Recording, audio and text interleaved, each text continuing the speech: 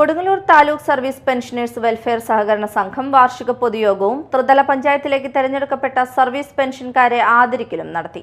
Society president TM. Kunjumoideen അധ്യക്ഷത വഹിച്ചു.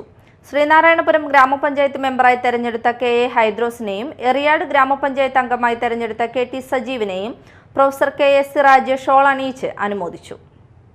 തുടക്കത്തിൽ ഈ സംഘം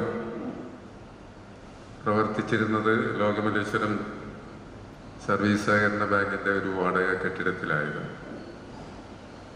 അവിടെ നിന്നും നമ്മൾ പടിപടിയായി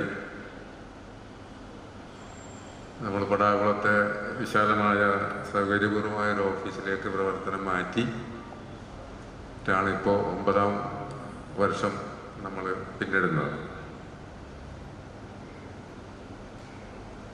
മറ്റ് സഹകരണ സംഘങ്ങളെ അപേക്ഷിച്ച് നമ്മുടെ പ്രസ്ഥാനം ഈ സഹകരണ മേഖല ആമുഖമായിട്ട് എനിക്ക് സൂചിപ്പിക്കാനുള്ളത്